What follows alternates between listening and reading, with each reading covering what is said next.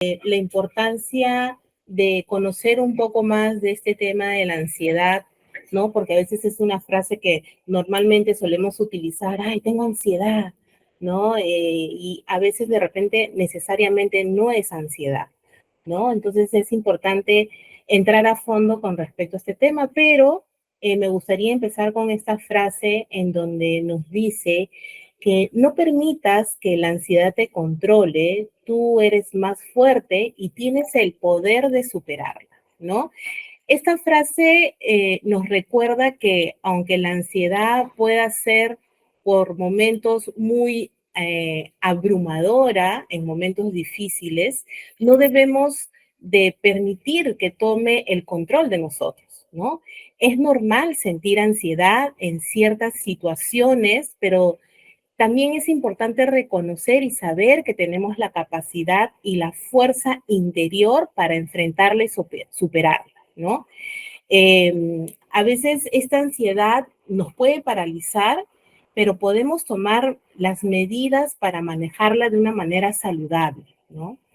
¿Y esto qué implica? Implica conocer nuestros pensamientos, nuestros sentimientos, implica también tener esta capacidad de buscar apoyo para poder tener estas estrategias y recordarnos también a nosotros mismos que somos más fuertes de lo que creemos, ¿no? La clave de esto es que nos empoderamos, es de recordar que tenemos el poder de superar los desafíos que la ansiedad pueda presentar en nuestras vidas.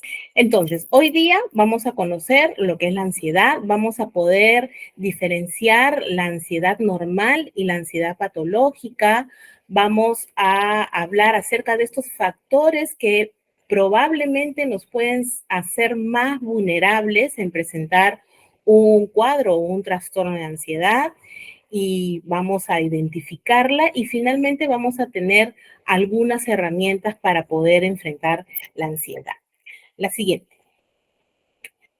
La Organización Mundial de la Salud nos habla acerca de esta ansiedad que en cierta medida puede ser beneficiosa en algunos contextos, ya que nos va a alertar y nos prepara para enfrentar desafíos.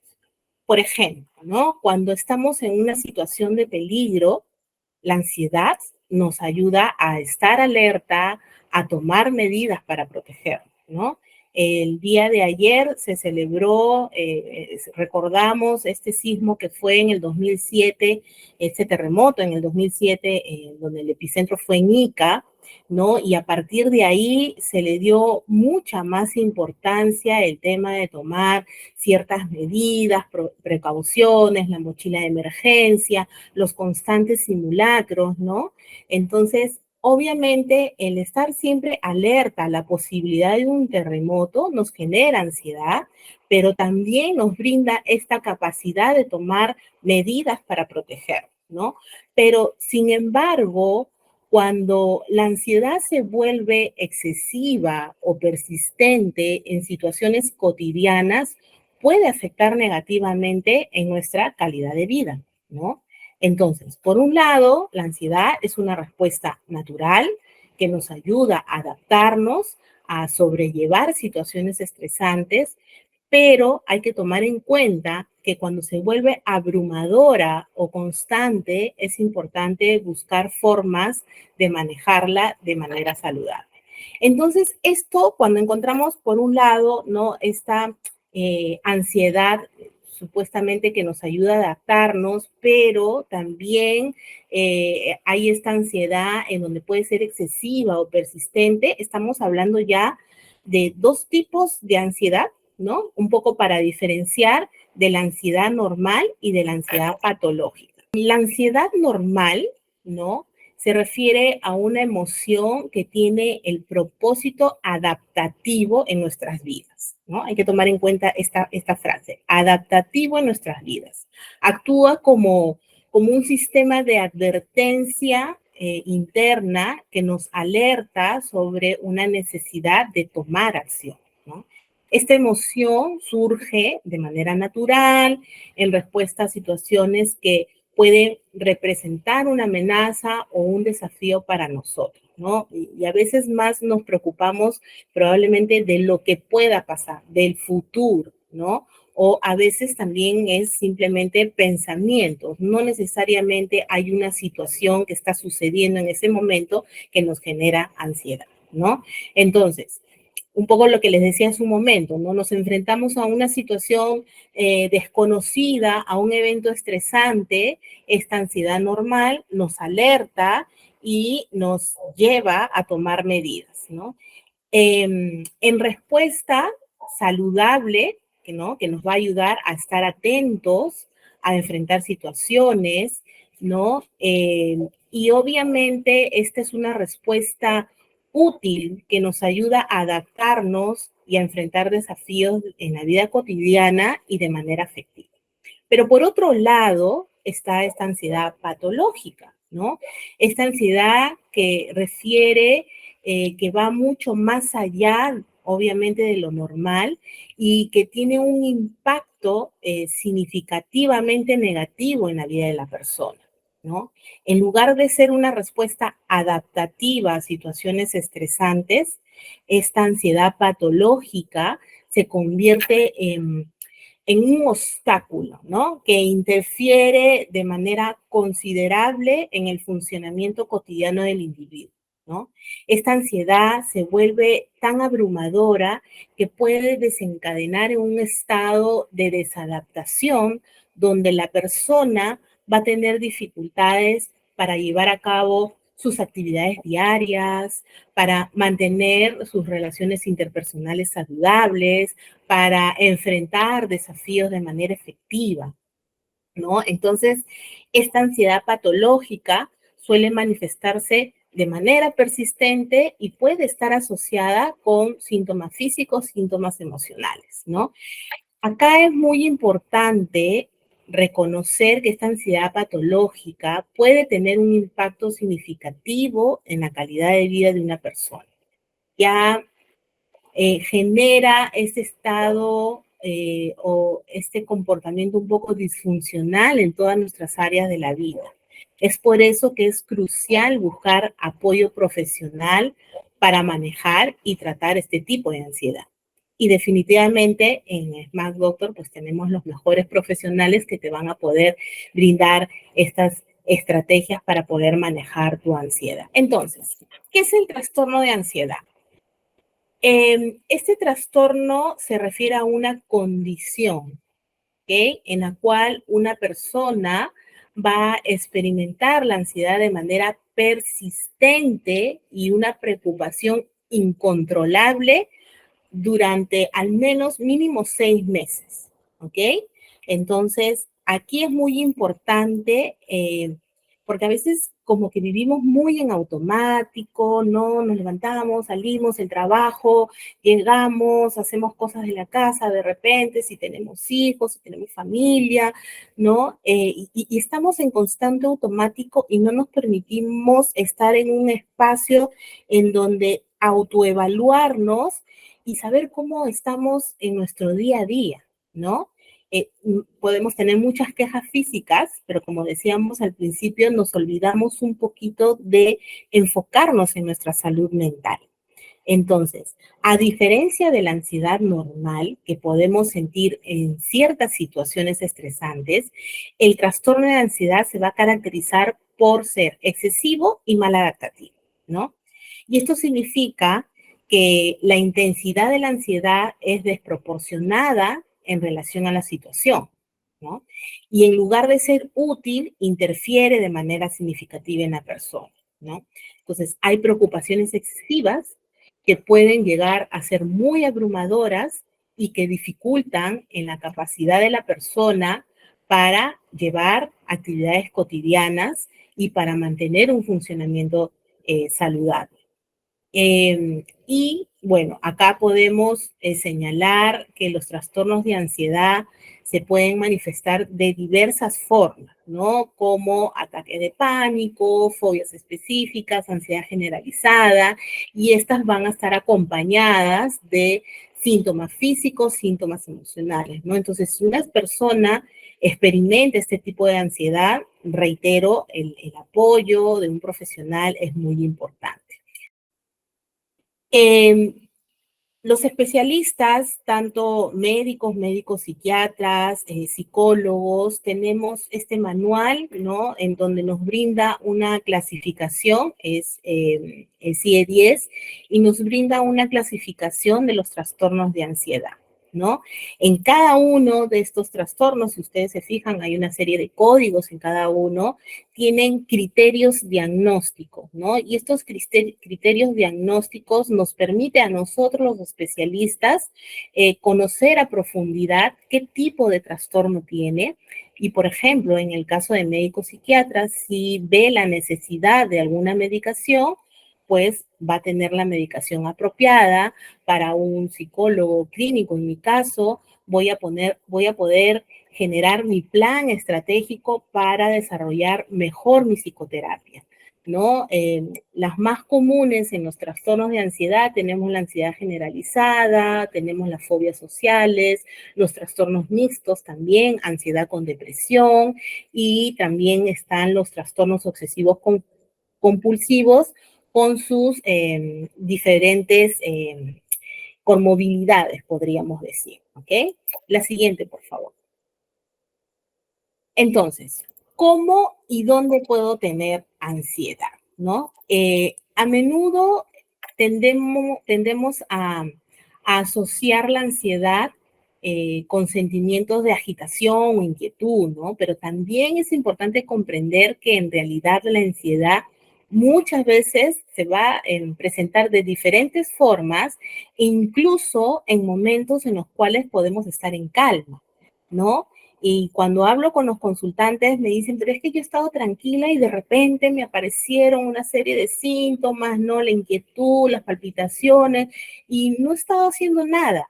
Pero ok, cuando analizamos la situación, de repente semanas atrás o meses atrás, han ocurrido una serie de eventos que se han ido acumulando, que he dejado pasar o que he evadido, y cuando estamos en esos momentos de calma, aparece esta sintomatología, ¿no? Entonces, la ansiedad puede surgir como una respuesta a eventos estresantes, a situaciones que percibimos como peligrosas o amenazantes, pero en ese momento las evadimos y cuando estamos en calma aparece la sintomatología. Ahora, en estos momentos nuestro cuerpo, nuestra mente puede experimentar una activación que se manifiesta en pensamientos, ¿ok? Muy preocupantes o pensamientos negativos, cambios fisiológicos, sensaciones de tensión, conductas, ¿no? Y esta respuesta de ansiedad tiene un propósito, ¿no? Nos alerta, como les decía, nos prepara para enfrentar desafíos, pero si son muy intensos y no tengo las estrategias, ¿no? Se puede tornar en un trastorno de ansiedad. Y estas respuestas desproporcionadas interfieren, ¿no? Por lo tanto, es importante reconocer.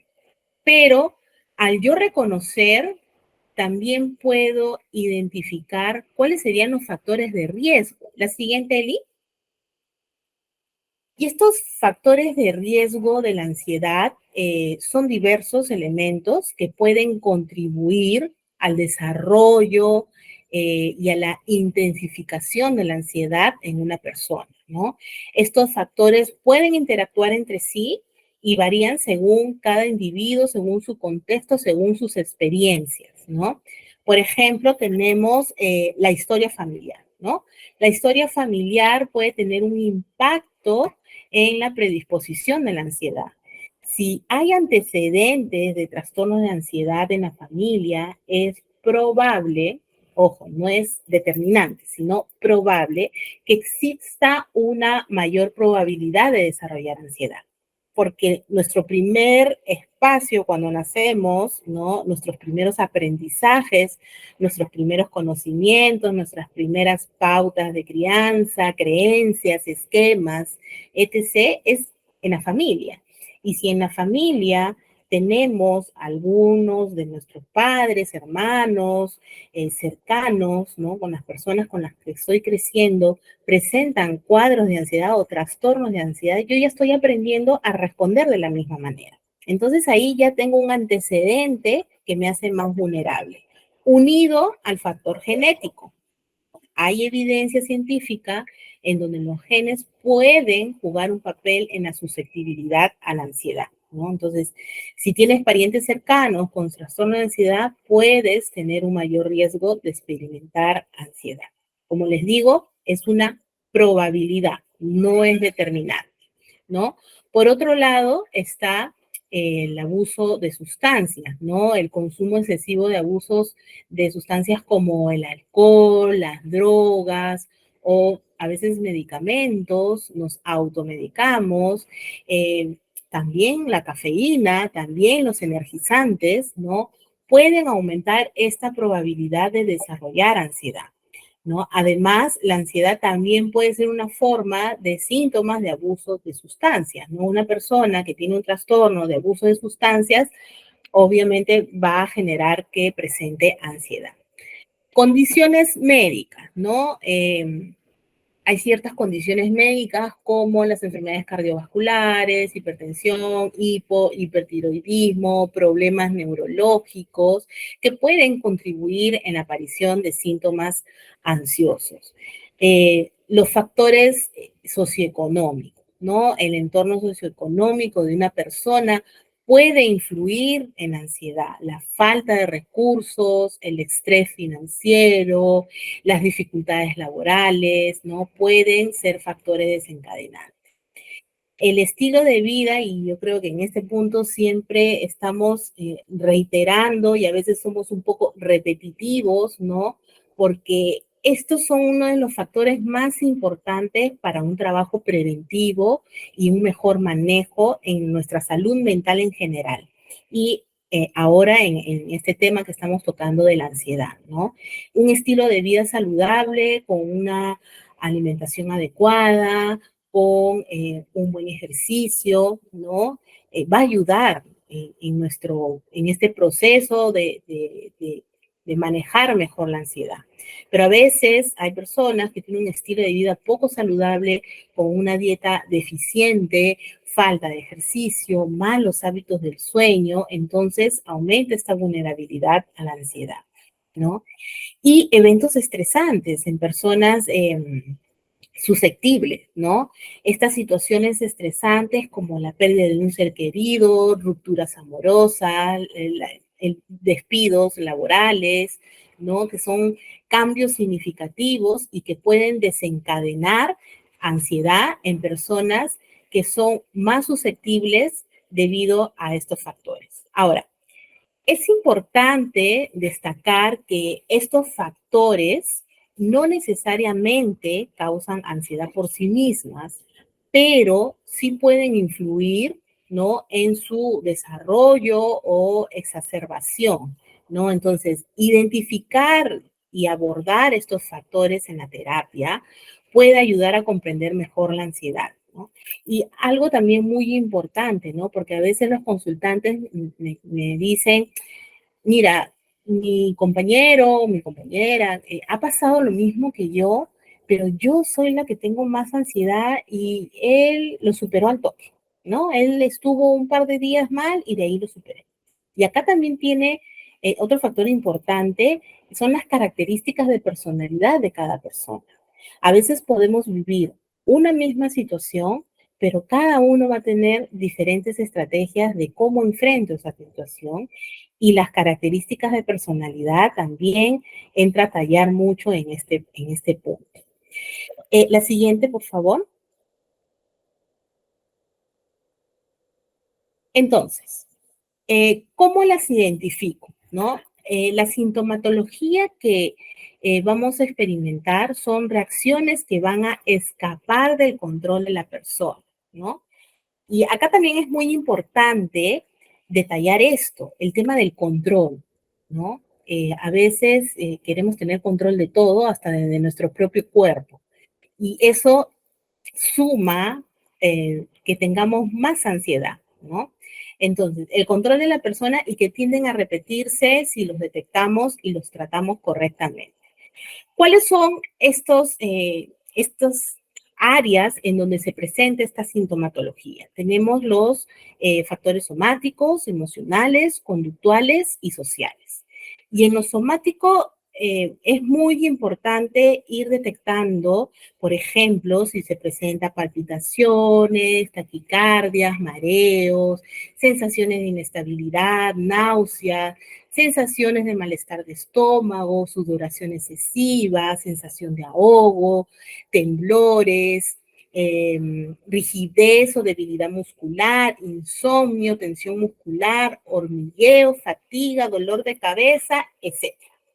Entonces, no significa de que si ahorita, por ejemplo, presento una palpitación, uy, seguro ya tengo un trastorno de ansiedad, seguro ya estoy sufriendo de ansiedad, ¿no? O si tengo mareos, si yo tengo estos síntomas somáticos o físicos, ¿no? Si me hago un autoanálisis y voy evaluando, esta semana he presentado palpitaciones, la otra semana 2 veces estoy presentando palpitaciones, estoy con mareos. Yo les recomiendo que lo primero que deberían de hacer es un descarte médico, ¿no? Pueden ir a su médico de cabecera, a medicina general, ¿no? Y hacen su descarte médico porque el médico, que también tiene conocimiento de esto, les va a mandar una serie de evaluaciones, análisis, etc. Y si no tienes nada, el médico te va a decir, mira, ¿sabes qué? Te sugiero que vayas a un psicólogo, a un psiquiatra, para que te ayude a manejar, porque probablemente tengas ansiedad, ¿ok? Porque a veces también hay una ansiedad enmascarada o hay una depresión enmascarada en donde somatizamos mucho y presentamos este tipo de conductas, ¿no? En la parte emocional, ¿no? Hay sensaciones de agobio, miedo, sensación de falta de control, nos tornamos un poco irascibles, inseguridad, sensación de extrañeza o de vacío, incertidumbre, mayor vulnerabilidad, inquietud. Y acá también es muy importante el tema de la autoevaluación, ¿no? O sea, si yo hoy día, no sé, antes, a la hora de dormir, siento como que una presión en el pecho, siento que algo va a pasar, tengo presentimientos o me da una pesadilla y estoy con ese malestar toda la semana porque creo que lo que pasa en mi pesadilla va a suceder en la vida real. ¿No? También es importante ir viendo cuánto tiempo estoy con esta sintomatología.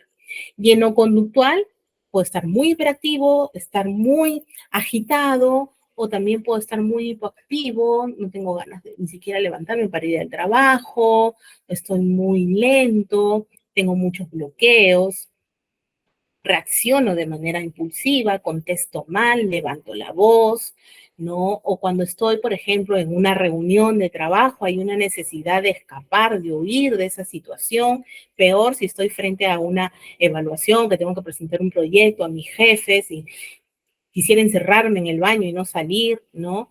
Siempre estoy como en un estado de alerta permanente y una dificultad para permanecer tranquilo. Y en la parte social, ¿no? También hay dificultades para seguir el curso de una conversación. A veces estoy muy verborreica, ¿no? Hablo demasiado rápido. O cuando me preguntan algo, me quedo en blanco, ¿no? O de repente tengo dificultad para expresar mis opiniones y mis emociones, ¿no? Entonces, todos estos síntomas, estos signos o síntomas unidos, me podrían ya dar una idea de que puedo presentar algún trastorno de ansiedad o algún problema de ansiedad. Entonces, primero hemos estado viendo que hay una ansiedad normal y una ansiedad patológica. Yo creo que todos acá en algún momento presentamos alguna ansiedad, bajo cualquier situación, ¿no? Muchos hemos podido tener rupturas amorosas, hemos perdido un ser querido, entonces pasamos como esas semanas en donde nos sentimos muy agobiados. Entonces esa sintomatología es normal, pero tenemos las estrategias para salir adelante. Pero si ya pasaron 6 meses y sigo con la misma sintomatología, y hay gente o hay personas, como les decía, que evaden todas estas sintomatologías y puede pasar 6 meses, un año, 2 años, y de repente aparece una crisis de pánico o de repente ya no quiere formar parte de grupos, se siente muy agobiado, o inclusive hasta cuando sube el ascensor tiene mucho miedo de estar encerrado en un ascensor, etc. Entonces, ya es una alerta y definitivamente pues tenemos que buscar la ayuda pertinente. Entonces, ya hemos visto, ¿no? Ya hemos reconocido cuál es la ansiedad normal, patológica, y hemos visto cuáles son los síntomas que se pueden presentar, hemos visto los probables factores de riesgo que nos pueden hacer mucho más vulnerables, ¿no? A presentar un trastorno de ansiedad. Y de repente por ahí me puedes decir, bueno, por ahí he presentado eso, pero lo he manejado, ha desaparecido, ¿no? Pero tengo a mi compañero de trabajo, tengo a mi familiar, tengo a alguien, ¿no? En donde tú también, pues, le puedes aconsejar que busque el apoyo necesario, ¿no? Entonces, sabiendo que tengo estos problemas de ansiedad, ¿qué hago ahora? Vamos a implementar eh, una serie de herramientas que nos van a ayudar a manejar mejor nuestra ansiedad, ya sea una ansiedad normal o una ansiedad patológica, porque esto sirve para todos, ¿no? Entonces, vamos a hablar acerca de los ejercicios de respiración. Pero acá es muy importante detallar algo, de hacer hincapié en algo, ¿no? Cuando decimos ejercicios de respiración, y a veces en mis talleres que realizo, ¿no? Como es algo repetitivo, digamos, que en estos últimos años se está implementando muchísimo estos ejercicios, damos por sentado de que sabemos respirar, ¿no? Obviamente todos respiramos, pero el ejercicio de respiración para la relajación es diferente, ¿no? Cuando uno respira y exhala, pero suelen meter la barriguita, ¿no? Entonces, lo primero que quiero que identifiquen, ¿no? Con sus manitos que tenemos, estas manos las vamos a poner sobre nuestro estómago y a la hora de inhalar, elevamos, ensanchamos el estómago. Entonces yo respiro y mi estómago se va a elevar y se va a ensanchar. Retengo unos segundos, 4, 3, 2, 1, y exhalo por la boca. Entonces mi estómago se va a desinflar. A la hora de inhalar, mi estómago, yo siento como mis manos se elevan y a la hora de exhalar, siento como mi estómago se va desinflando. Esa es la forma como se tiene que respirar. Y a veces respiran y botan por la nariz, no, ya no puedo, ya no quiero, no me gusta, ¿no? Entonces es porque no se les da las indicaciones exactas. Entonces es importante hacer una buena respiración. Y lógicamente, si yo recién estoy implementando este ejercicio de respiración, no significa que en la primera ya voy a hacer bien mi respiración. Esto es un proceso, es práctica, ¿no? Y lo ideal es que lo implementes al despertarte y antes de dormir. Y ahora les voy a decir por qué. Entonces, cuando yo hago un ejercicio de respiración, lo ideal es buscar un lugar tranquilo, ¿no? Si gustas, te pones tus audífonos, buscas una música relajante. En YouTube podemos encontrar infinidad de música para relajarme, música para respiración. Lo vamos a encontrar, ¿no?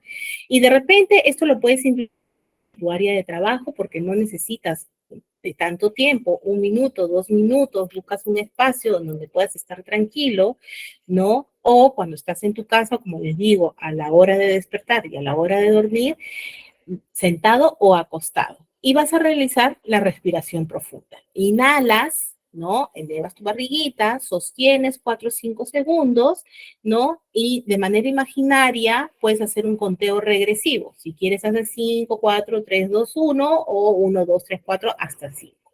Y de ahí vas a exhalar por la boca, ¿no? Entonces tu barriguita levemente va sacando todo este aire. Y aquí puedes sumar algo más, ¿no? Porque este tema de la respiración tiene que ver mucho con creatividad, lo que a ti también te haga sentir bien, lo que a ti te acomode. Entonces yo agrego lo siguiente, ¿no? Como yo ya sé que mi barriguita se eleva y se relaja a la hora que exhalo, voy a imaginarme que con mis manos atraigo serenidad y tranquilidad a la hora que inhalo y luego exhalo todo mi nerviosismo, mi estrés, mi ansiedad. Este ejercicio que yo les estoy diciendo lo harían, o sea, inhalo toda mi serenidad, tranquilidad, paciencia, y exhalo todo el nerviosismo, todo el estrés, toda la ansiedad. Les garantizo que utilizar esta imaginación con nuestras manos nos ayuda mucho más a manejar la ansiedad o el estrés que estés sintiendo en ese momento, ¿no?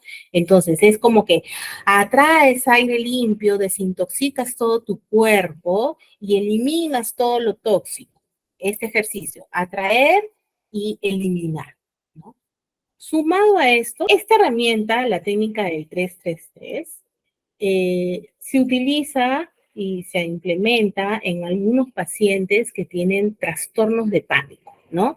El trastorno de pánico son crisis que presenta el paciente y que puede tener una duración de 10 a 15 minutos, ¿no? Y en ese espacio de 10 a 15 minutos invaden muchos pensamientos negativos como me voy a morir, me va a dar un infarto, no va a haber quien me auxilie, me voy a desmayar y tiene mareos y toda la sintomatología que le hemos estado mencionando, ¿no? Entonces, al aplicar esa técnica, se le ayuda al paciente que tiene un trastorno de ansiedad, un trastorno de pánico, ¿no? A bloquear esos pensamientos y a buscar más tranquilidad y disminuir la sintomatología. Entonces, si en un paciente con un trastorno de pánico funciona, imagínense en casos de que tengamos, no sé, de repente un día con mucho estrés, con ansiedad, o que hayamos tenido una semana donde tengamos pensamientos negativos, nos va a ayudar a centrar nuestra mente y a traernos al momento presente. ¿Cómo hago? ¿No? Eh, tengo un día muy abrumado, estoy muy ansiosa, estoy con pensamientos negativos, entonces voy a hacer lo siguiente.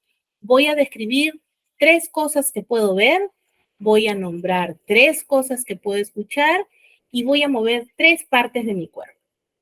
Entonces, primero, describo 3 cosas que puedo ver. No sé, mi vaso con agua, mi laptop y mi impresora, ¿no? Ahora, 3 cosas que puedo escuchar.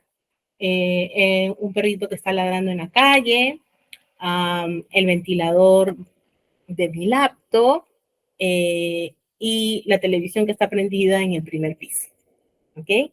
Y muevo 3 partes de mi cuerpo, ¿no? Muevo cabeza unas 3 veces, muevo hombros unas 3 veces y subo y levanto mis brazos unas 3 veces, ¿ok? Les garantizo que con esta pequeña técnica que no dura más de un minuto, van a bloquear muchas cosas. Hacer este pequeñito ejercicio que a veces mis consultantes se ríen, ay no, hazlo porque te va a ayudar a bloquear algún pensamiento negativo que está constantemente ahí y que esos pensamientos, por ende, nos lleva a una serie de sintomatología. Entonces es importante aplicarlo. Previo a tu respiración, siempre empiecen todos sus ejercicios con su respiración profunda para que conecten con su cuerpo y apliquen esta técnica. Perfecto. Y otra técnica más que es el plan de autocuidado, ¿no? Es muy importante estructurar una planificación que pueda ser efectiva para lograr un bienestar mental. Las rutinas, la organización te van a ayudar a tener más control de tu ansiedad, ¿no? Y a veces pasa y sucede de que no nos sabemos organizar, no nos sabemos planificar y decimos, yo no tengo tiempo para estar haciendo todo esto y hacerme mi cuadrito de planificación de autocuidado, no me organizo con mi día a día, menos me voy a organizar con mi plan de autocuidado. Pero obviamente para eso estás en manos de los especialistas. Trabajamos primero lo que es organización, planificación, ahí implementamos tu plan de autocuidado, porque es una de las formas en donde te va a ayudar a manejar mejor tu ansiedad. Y en ese plan de autocuidado, donde vas a hacer tu horario bonito, ¿no? Haces tu horario con tus actividades diarias normales y vas a implementar tu higiene del sueño, porque tienes que dormir tus 7 horas, ¿no? A veces nos estamos mal acostumbrando, generando malos hábitos en dormir 3 horas, 4 horas, ¿no? Y obviamente después estamos con problemas de atención, concentración, depresión, ansiedad, y se transforma en un trastorno del sueño. Y al día siguiente nos despertamos muy cansados, me duele el cuerpo, no estoy funcionando. Entonces, el sueño es primordial, no es tu primera prioridad, es lo primero que tienes que cuidar, porque si no es prácticamente como un suicidio biológico a tu cerebro. No, durante tus horas de sueño estás desintoxicando tu cerebro. Y 3 horas de sueño, 4 horas de sueño no es suficiente. Por eso lo ideal son 7 horas, ¿no? La buena alimentación, tu buen desayuno, tu almuerzo, tu cena, ¿no? Y en Smart Doctors tenemos buenos nutricionistas que te pueden ayudar con un plan de alimentación, ¿no? Actividad física, básico, ¿no? O sea, aunque sea, empiezas con 10 minutos, pero hazlo, ¿no? Yo he sido una persona sedentaria por muchos años, y cuando obviamente tengo que que tener la ética moral de decir que sí implemento mi plan de autocuidado y que sí hago mi actividad física y que sí funciona. No solamente nos enfocamos porque, ay, no quiero tener panza, quiero estar delgado, sino porque generamos el mejor medicamento para nuestro cuerpo, ¿no? Y si tú empiezas a tener actividad física, ¿no? Como se te acomode, o en la mañana, o en la tarde, o en la noche, estás generando endorfina. Endorfina es una de las hormonas de la felicidad, en donde te sientes mucho más productivo, mucho más activo y donde puedes manejar mejor tu estrés y tu ansiedad. Entonces, es importante implementarlo en tu día a día, ¿ok? Planificar tu tiempo, tener actividades recreativas. Tenemos actividades con la familia, con la pareja, con el esposo, con la esposa, con los hijos, y a veces nos olvidamos, porque en esos reuniones de repente de familia, en esas actividades recreativas de familia, también nos estamos estresando porque estamos viendo a los hijos o ir a un mejor lugar, qué sé yo, ¿no? Entonces, es importante tener actividades recreativas tú solo también, tener tu espacio, ¿no? Buscar algo que en algún momento lo hacías, pero de repente lo dejaste de hacer. No sé, manejar bicicleta, pintar, o hasta karaoke, unos 30 minutos de escuchar música, esa música que siempre te empilaba, ¿no? Te prendía y te ponía mucho más motivado, ¿no?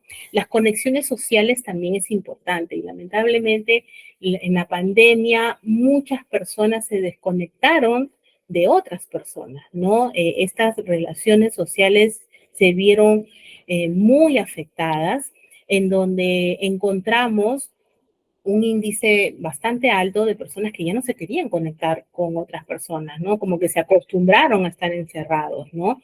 O por otro lado, si es que salían y se juntaban, como que se sentían muy ansiosos también. Pero ir poco a poco, bueno, ya hemos pasado esa etapa y tener estos reencuentros, por ejemplo, de promociones, reencuentros familiares, llenarnos de esta energía súper positiva, ayuda mucho. Y el tema de la práctica de la gratitud, de las afirmaciones positivas, también son súper importantes porque es como un, un aliado que te va a ayudar a manejar mejor tus pensamientos negativos, ¿no? Está comprobado científicamente que el agradecer nuestro día a día, el levantarnos y decir gracias, hoy desperté, estoy viva, abro mi ventana, disfruto, bueno, tenemos un cielo gris, pero a veces está soleado, disfrutar, agradecer por lo que podemos ver, por lo que podemos sentir, agradecer por el abrazo de algún ser querido, ¿no? Eso nos ayuda a contrarrestar los pensamientos negativos que podemos tener, junto con afirmaciones positivas. Yo valgo, yo puedo, sé que hoy va a ser un día súper mejor, que me va a ir muy bien, a pesar de las situaciones que podemos pasar en este momento. Entonces, ¿qué recomendaciones les doy? Todos podemos sentir ansiedad en algún momento de nuestra vida y no es algo por el cual debamos avergonzarnos, ¿no? Muchos de nosotros en algún momento hemos podido tener alguna crisis de ansiedad o un cuadro de ansiedad que no necesariamente se convierte en un trastorno, ¿no? Pero hemos podido tener una época en donde hemos podido tener ello, ¿no? Y obviamente no deberíamos de avergonzarnos, al contrario, también es importante ser mucho más empáticos porque en nuestro entorno podemos encontrar personas que estén presentando esta condición, ¿no? Reconocer también que necesitamos ayuda y que no tenemos el poder de controlar todo, ¿no? A veces tenemos esa necesidad de querer tener el control de todo, el control de mis trabajadores, el control de mi casa, el control, yo decido, yo lo hago y si yo no lo hago, siento que el resto no lo va a hacer como yo lo hago, ¿no? Entonces ahí ya nos vamos hacia el perfeccionismo y eso también nos genera mucha ansiedad, ¿no? También es importante tomar en cuenta que tener problemas de ansiedad no es una señal de debilidad ni de inmadurez, ¿no? No necesitas tener una crisis para buscar ayuda, ¿no? Todos podemos pedirla. No esperemos tener una crisis, ¿no? A veces vemos innecesario conversar con un especialista, pero de repente tú sientes como que todo está bien, pero por ahí puedes sacar una cita para saber si realmente las estrategias que estás utilizando para afrontar ciertas situaciones son las correctas y puedes aprender un poquito más, ¿no? Tener ansiedad no significa obligatoriamente que tengas que usar medicación. Y esta parte también es muy importante, ¿no? Porque a veces, bueno, hay muchos mitos con respecto a la medicación y me llegan muchos consultantes en donde el médico psiquiatra le ha recomendado medicación y no quiere tomar la medicación, ¿no? Entonces, en esta parte sí es importante detallarla, hacer un trabajo de psicoeducación, de adherencia al tratamiento, para que pueda seguir el tratamiento como se indica. A pesar de eso, hay consultantes que rechazan el tema de la medicación. Entonces, un poco que los pongo a prueba en el sentido de que, mira, tenemos este plan psicoterapéutico, lo vamos a implementar. ¿Qué te parece? En unas 4, 5 o 6 sesiones vamos a ver cómo vas. Y ahí mismo el consultante se va dando cuenta que lamentablemente la sintomatología que está presentando no permite llevar a cabo un buen plan de psicoterapia, ¿no? Como que él mismo se está boicoteando, porque la sintomatología hace de que no ponga en práctica todo el plan psicoterapéutico. Entonces ahí es donde dicen, ok, sí, voy al especialista, voy al médico psiquiatra, voy a tomar mi medicación. Tomando en cuenta que la medicación, si bien es cierto, es una pastilla que genera un cambio al nivel del sistema nervioso y que va a generar un cambio, no significa que mis pensamientos van a desaparecer y la pastillita no me va a enseñar estrategias de cómo manejar mi ansiedad.